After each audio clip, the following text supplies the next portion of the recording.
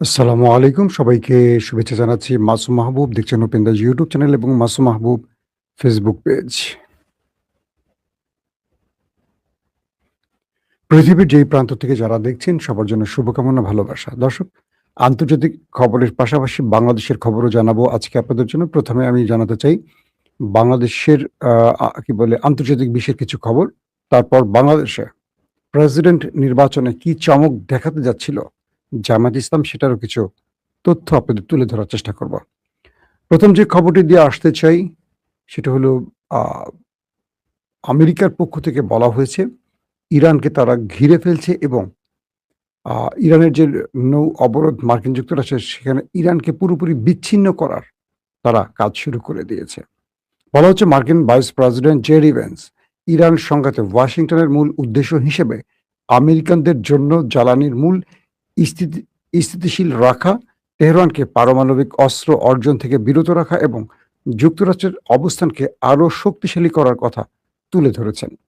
মার্কিন প্রতিরক্ষামন্ত্রী পিট হেগজেট বলেছেন যে যুক্তরাষ্ট্র ইরানের বিরুদ্ধে তার অবরোধ অনির্দিষ্টকালের জন্য বজায় রাখতে পারে। হরমুজ প্রণালীতে নৌ চলাচল স্বাভাবিক রয়েছে বলে যুক্তরাষ্ট্রের করা দাবিকে ইরানের সামরিক বাহিনী অস্বীকার করেছে এবং জানিয়েছে যে তাদের অনুমোদন ছাড়া কোনো জাহাজ এই হরমুজ প্রণালীতে চলাচল করতে পারছে না। মার্কিন অর্থমন্ত্রী স্কট বেসেন্ট বলেছেন তেহরানকে বিচ্ছিন্ন করার প্রচেষ্টা যুক্তরাষ্ট্র ইরানের বিরুদ্ধে এমন অর্থনৈতিক ব্যবস্থা গ্রহণ করবে যা আগে কখনো দেখা যায়। এটা হলো আজকের একদম লেটেস্ট এইমাত্র আপডেটগুলো আমি মানে আপনাদেরকে একসঙ্গে জানিয়ে দিলাম। বিষয়টা আসলে কোথায় গিয়ে আটকালো? ইরানকে নতুন করে আরো বড়, বড় অবরোধে ফেলার ঘোষণা দিয়েছে মার্কিন অর্থমন্ত্রী স্কট। যে অবরোধগুলো বা যে নিষেধাজ্ঞাগুলো ইরান দীর্ঘদিন পার করে আসছে এগুলো ইরান আমেরিকার আর তোয়াক্কা করছে না। পাশাপাশি আমেরিকা যে বারবার বলছে হরমুজে তাদের কন্ট্রোল আছে এগুলো আসলে সম্পূর্ণ মিথ্যা কথা। ইরান বলছে যে এখনো হরমুজ প্রণালীতে জাহাজ ঢোকা বা বের হওয়ার ক্ষেত্রে ইরানের অনুমতি ছাড়া সম্ভব হচ্ছে না। পুরো কন্ট্রোল ইরানের হাতে আছে এবং তাদের যে president JD Vance vice president তিনি বলছেন ইরানকে কখনোই পারমাণবিক শক্তিধর হতে দেয়া হবে না। এইজন্য আমেরিকার যা করণীয় তারা সব করবে। কিন্তু ভেতরে, ভেতরে আসলে কি চলছে? ইরান কি করে ফেলছে ভেতরে, ভেতরে সেটার একটা গুরুত্বপূর্ণ ব্যাপার। কারণ ইরানের সাম্প্রতিক সময়ে যে বক্তব্যগুলো আসছে, সে বক্তব্যে ইরান যা ইঙ্গিত করছে তাতে করে মনে হচ্ছে ইরান বড় কিছু করতে যাচ্ছে বা বড় কিছু করে ফেলেছে। পাশাপাশি আজকের আরেকটি খবর আসছে, হরমুজ প্রণালী ছাড়ার সময় ড্রোন হামলায় ট্যাংকার ক্ষতিগ্রস্ত হয়েছে। যুক্তরাষ্ট্রের সামুদ্রিক সংস্থা এই তথ্যটি জানিয়েছে। তারা বলছে জাহাজটি সামান্য ক্ষতিগ্রস্ত হয়েছে, নাবিকরা নিরাপদে আছেন বলে জানা গেছে এবং জানিয়েছে UK maritime trade operations. Hormuz প্রণালী দিয়ে বহির্গমনকালে একটি ট্যাংকার ড্রোনের আঘাতে ক্ষতিগ্রস্ত হয়েছে বলে শুক্রবার UK maritime trade operation UKMTO জানিয়েছে। সংস্থাটি একটি সতর্কীকরণ বিজ্ঞপ্তিতে বলেছে যে সামরিক কর্তৃপক্ষের কাছ থেকে প্রতিবেদন পেয়েছে যে হরমুজ প্রণালী দিয়ে বহির্গমনকালে একটি ট্যাংকার চালকবিহীন ড্রোন দ্বারা আঘাতপ্রাপ্ত হয়েছে। জাহাজটি সামান্য ক্ষতিগ্রস্ত হয়েছে, নাবিকদল নিরাপদ ও সুস্থ আছে বলে জানা গেছে এবং পরিবেশের উপর কোনো প্রভাব পড়েনি। এতে আরো বলা হয়েছে যে ঘটনাটি রিপোর্ট করা হয় এভাবে যে সতর্কতা জারি করা হয়েছিল শুক্রবার এবং ট্যাংকারটি পরিচয় জানা যায়নি এবং এই হামলার জন্য কে বা কারা দায়ী সেই বিষয়টি এখন স্পষ্ট হয়নি। পাশাপাশি জাহাজগুলোকে সতর্কতার সাথে চলাচল করতে এবং যে কোনো সন্দেহজনক কার্যকলাপ সম্পর্কে তারা জানাতে বলেছে। পাশাপাশি মার্কিন ইরান যুদ্ধের জেরে হরমুজ প্রণালীতে উত্তেজনা বৃদ্ধি পেয়েছে যা কৌশলগত জলপথ অবরোধ নৌ চলাচলের বিষয়ে বোঝাপড়া সুসংহত করার কূটনৈতিক প্রচেষ্টা সত্ত্বেও নৌ পরিবহন এবং বৈশ্বিক জ্বালানি সরবরাহের বিঘ্ন ঘটায় আশঙ্কা তৈরি হয়েছে। দর্শক, আমি এটি তুরস্কের একটি সংবাদ মাধ্যমের সর্বশেষ আপডেট আপনাদের জানালাম। অন্যদিকে আজকের ইম্পর্টেন্ট আরেকটি খবর পাওয়া গেছে যে মার্কিন সেন্টকম যারা এই যুদ্ধটি পরিচালনা করছে, সেন্টকম বা সেন্ট্রাল কমান্ড আমরা যেটাকে বলি, তারা বলছে যে সেই মার্কিন সেন্টকমের প্রধান ইরানের উপর নতুন করে হামলার জন্য আবার চাপ দিচ্ছে এবং এই তথ্যটি প্রকাশ করেছে স্বয়ং ইসরায়েলের গণমাধ্যম চ্যানেল 13 তাদের তথ্য মতে যে কুপার ইরানের তেল, গ্যাস ও বিদ্যুৎ কেন্দ্রের সাথে যুক্ত স্থাপনাগুলো জাতীয় অবকাঠামোর উপর নতুন করে হামলার আহ্বান জানিয়েছেন। বলা হচ্ছে যে ইসরায়েলি গণমাধ্যম দাবি করছে মার্কিন সেন্ট্রাল কমান্ডের সেন্টকমের প্রধান তেহরানের উপর চাপ বাড়াতে তেল, গ্যাস ও বিদ্যুৎ স্থাপনায় হামলা সহ ইরানের উপর আক্রমণ পুনরায় শুরু করার জন্য চাপ দিচ্ছে। ইসরায়েলের চ্যানেল 13 তার নাম প্রকাশ অনিচ্ছুক নির্ভরযোগ্য কয়েকটি রাজনৈতিক সূত্রের বরাত দিয়ে জানিয়েছে, অ্যাডমিরাল ব্র্যাড কুপার গত সপ্তাহে ইসরায়েল সফরকালে প্রস্তাবটি পেশ করেন এবং সম্প্রচারকারী সংস্থাটি জানিয়েছে Cooper chief of staff Eyal Zamir এবং অন্যান্য ঊর্ধ্বতন কর্মকর্তাদের সঙ্গে ইসরায়েলি সেনাবাহিনীর শীর্ষ অপারেশন ফোরামের একটি বৈঠকে যোগ দিয়েছেন। সেই রিপোর্টে আরো বলা হয়, কুপার ইরানের বিরুদ্ধে নতুন করে লড়াই শুরু করার এবং দেশের গ্যাস, তেল ও বিদ্যুৎ শিল্পের সঙ্গে সংযুক্ত স্থাপনাগুলো সহ ইরানের জাতীয় অবকাঠামোগুলোকে আবারও ধ্বংসের পরামর্শ দেন। ইরানের অবকাঠামোতে হামলা চালালে খেলার নিয়ম বদলে যাবে, এতে ইরানিরা মারাত্মকভাবে ক্ষতিগ্রস্ত হবে এবং বর্তমান পরিস্থিতি তারা তাদের অবস্থান পরিবর্তন করবে বলে তিনি মত দেন। মানে কি সুন্দর বুদ্ধি, বুঝছেন ইরানেরা।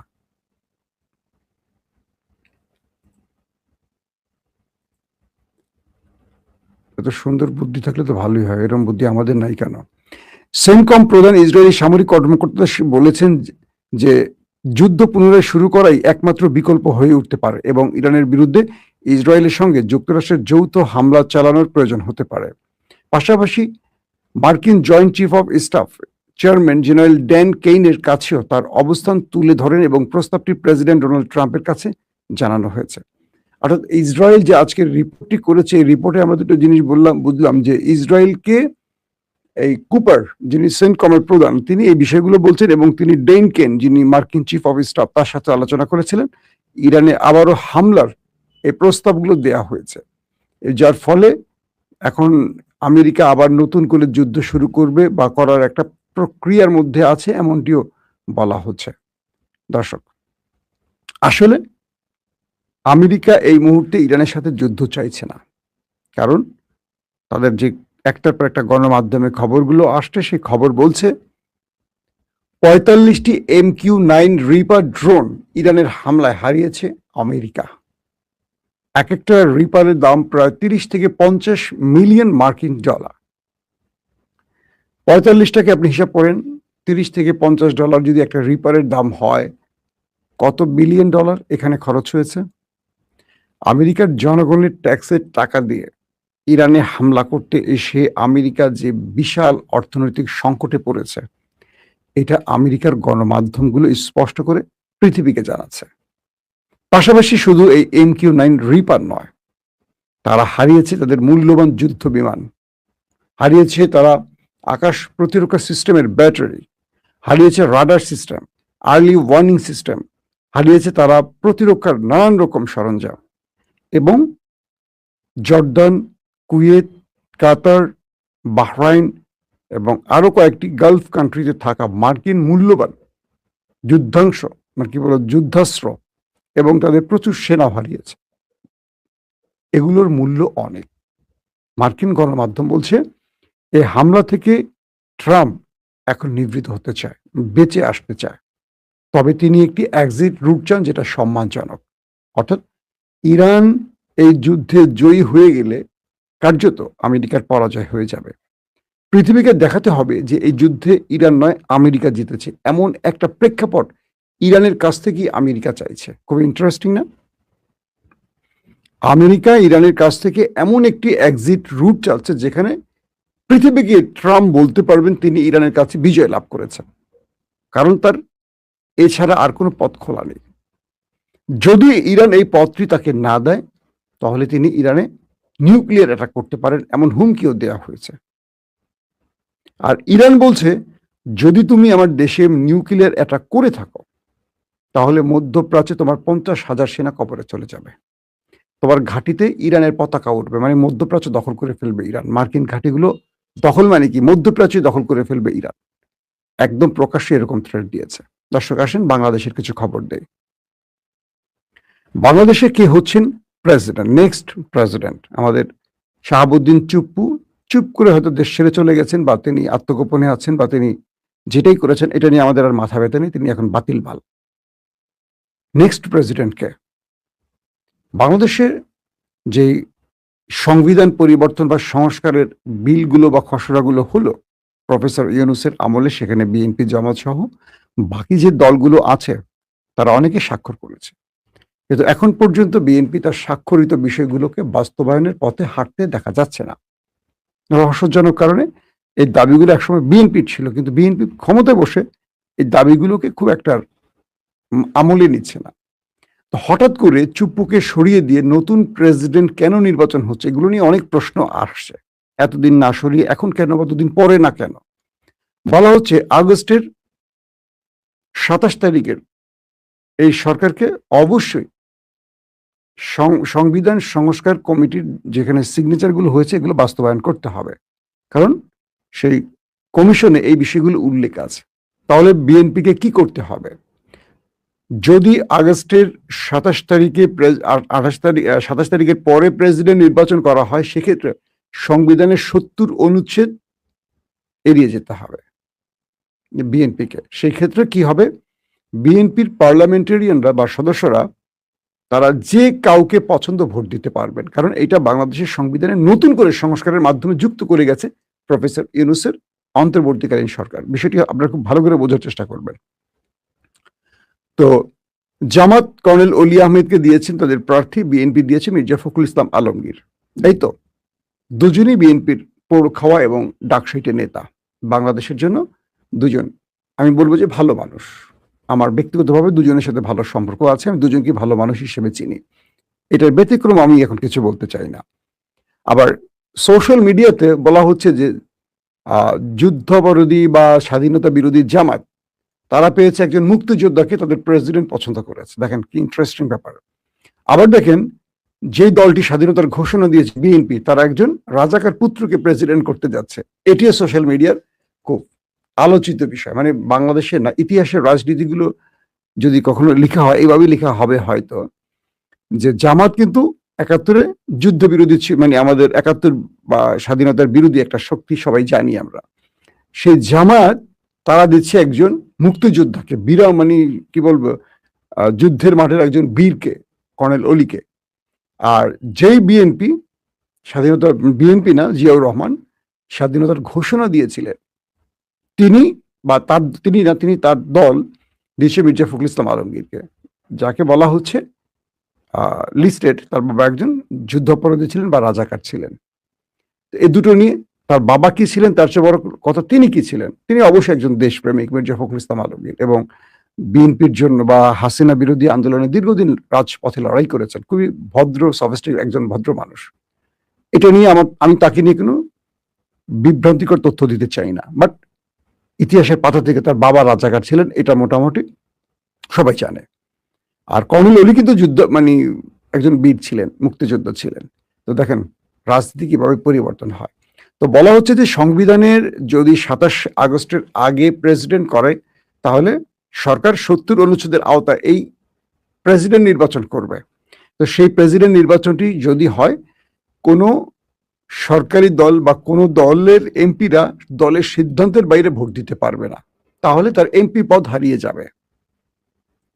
এটা দেখবেন আপনি পাকিস্তানেও এই আইনটা আছে। কেউ দলের সিদ্ধান্তের বাইরে, যেমন ইমরান খানের এমপিরা ইমরান খানের বাইরে কয়েকটা বিষয়ে ভোট দিতে গিয়েছিল এবং অনাস্থা ভোটে যুক্ত হয়েছিল সেনাবাহিনীর চাপে পড়ে, এবং পরবর্তী আদালত কর্তৃক তারা সবাই ডিসকোয়ালিফাইড হয়ে যায় এবং সেই আসনগুলোতে আবার নির্বাচন করে ইমরান খানই জিতে। তো বাংলাদেশের আগামী আগস্টের 27 তারিখের পর বিএনপি যদি সেই সংবিধান সংস্কার বিষয়গুলোকে বাস্তবায়ন করে পার্লামেন্টে, আমাদের নেক্সট যে অধিবেশন বসতে যাচ্ছে সেখানে বাস্তবায়ন করে, তাহলে 70 অনুচ্ছেদ আর থাকবে না। তাহলে যে কোনো সংসদ সদস্যরা তাদের ইচ্ছে মতো ভোট দিতে পারবে, দলের সিদ্ধান্ত অনুযায়ী নয়। এখন ভয়টা হলো অলি আহমেদকে বিএনপির মধ্যে অনেকেই ভালোবাসে। তিনি জিয়াউর রহমানের সঙ্গে লড়াই করেছেন, জিয়াউর রহমানের খুব কাছের একজন বিশ্বস্ত ব্যক্তি। তো এই ব্যক্তি জামাতে প্রার্থী আর মির্জা ফখরুল বিএনপির প্রার্থী। যদি 27 তারিখের আগে 20 তারিখের মধ্যে প্রেসিডেন্ট নির্বাচন হয়ে যায়, তাহলে পূর্বের সংবিধান অনুযায়ী হয়ে যাবে। 27 তারিখের পরে হলে বিএনপিকে নতুন সংবিধান সংস্কারের আওতায় এই প্রেসিডেন্ট নির্বাচনটি করতে হবে। সেজন্য বিএনপি মোটামুটি 7 দিন আগেও প্রেসিডেন্টই নির্বাচন করে কোনোভাবেই মানে জামাতের প্রার্থীকে বিজয়ের সুযোগ দিতে চাচ্ছে না, কারণ এখানে জামাত খুব দুর্দান্ত চাল দিচ্ছে। বিএনপির সাবেক ব্যক্তিকে এবং জিয়াউর রহমানের ব্যক্তিকে এবং মুক্তিযুদ্ধের ব্যক্তিকে জামাত ট্রাম্প কার্ড হিসাবে ইউজ করে দিয়েছে তাদের পক্ষ থেকে, এবং এই চালেই বিএনপি ধাপাস করে পড়ে গেছে, যেই কারণে বিএনপি এখন প্রেসিডেন্ট নিজেদের পক্ষে রাখার জন্য 20 তারিখের মধ্যেই নির্বাচনটি করতে চাইছে। তো জামাতের এক হিসেবে বলা যাচ্ছে বাংলাদেশের 349 জন যে পার্লামেন্ট সদস্য আছেন এরা এই ভোটগুলো দিবেন। তো এই ভোটগুলো তাদের মধ্য থেকে যারা সর্বাধিক পাবে, তো সর্বাধিককে বিএনপির 250-এর উপরে আছে তাদের সংসদ সদস্য। একেবারে কনফার্ম বলা যায় আগামী নেক্সট প্রেসিডেন্ট হচ্ছেন মির্জা ফখরুল ইসলাম আলমগীর, এখানে আর কোনো দ্বিমত নেই। কিন্তু যদি এই নির্বাচনটি 27 তারিখের পরে হতো, নতুন সংবিধানের আওতায় হতো, তাহলে ধারণা করা যাচ্ছে যে বিএনপির অধিকাংশ লোকই কর্নেল অলিকে ভোট দিতেন এবং জামাত তারা একজন প্রেসিডেন্ট পেয়ে যেতেন। এটা আটকাবার জন্য একটা বিষয়। আর শেষ যে বিষয়টি হলো, সংবিধান সংস্কার কমিটির এই প্রস্তাবে বিএনপির দুটো আপত্তি ছিল। এক, তারা বলছে যে আস্থা ভোট, আস্থা বা অনাস্থা ভোট, আর হলো বাজেট বিল, এই দুটোতে যেন কোনো সদস্য মানে নিজেদের দলীয় সংসদ সদস্যরা অন্য মানে তাদের সিদ্ধান্তের বাইরে ভোট দিতে না পারে, তাহলে দেখা যাবে যে সঠিকভাবে বাজেটগুলো বাস্তবায়ন করতে পারবে না অথবা সরকার পড়ে যেতে পারে। এটা হলো বিএনপির দাবি ছিল। অর্থাৎ বুঝিয়ে বলছি, ধরেন বিএনপি সরকারের প্রতি আস্থা হারিয়ে ফেলছে অনেক সরকার, ধরেন সেক্ষেত্রে তাদের 250 এমপির মধ্যে যদি ধরেন 120 জন বিএনপির বিরুদ্ধে ভোট দিয়ে বসে, বাকি জামাতের সঙ্গে যুক্ত হয়ে যায় ভোট দিয়ে বসে, তাহলে বিএনপি সরকার পড়ে যাবে ঠাস করে। এইটাই তো, এই জন্য বিএনপি বলছে দুটো ইস্যুতে যেন তাদের সংসদ সদস্যরা বা নিজ দলীয় এমপিরা সিদ্ধান্তের বাইরে ভোট দিতে না পারে। একটা হলো আস্থা অনাস্থা ভোট, যেটা দিয়ে সরকার থাকে বা ফেলে যায়, যেটা পাকিস্তানে হয়েছে ইমরান খানের ক্ষেত্রে, আর একটা হলো বাজেট বিল। তো এই দুটো বিএনপির আপত্তি আছে, কিন্তু জামাত চাচ্ছে সব ক্ষেত্রে 70 অনুচ্ছেদ বাতিল হবে এবং এখানে একজন পার্লামেন্ট সদস্য তার ইচ্ছে মতো স্বাধীনভাবে ভোট দিতে পারে। রাষ্ট্রের প্রয়োজনে দলের পক্ষে দিতে হবে এমন না, তার যদি মনে হয় দলের সিদ্ধান্তটা ভুল তাহলে সেই ভুলের বিরুদ্ধে ভোট দিতে পারে, তার যদি মনে হয় এই সিদ্ধান্তটা রাইট তাহলে তিনি পক্ষে ভোট দিতে পারে, তার সেই ভোট দেওয়ার অধিকার দিতে হবে এই বিষয় নিয়ে। তো 20 তারিখে যদি প্রেসিডেন্ট নির্বাচন হয়, আমরা মির্জা ফখরুল ইসলামকে কনফার্ম ধরে নিচ্ছি তিনি প্রেসিডেন্ট হচ্ছেন।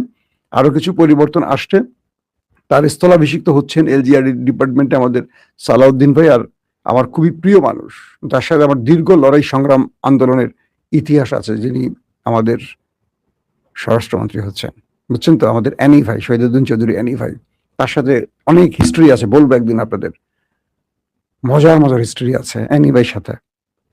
আওয়ামী লীগের ভয়াবহ দিনগুলো আমরা একসাথে পার করেছিলাম অনেকভাবে।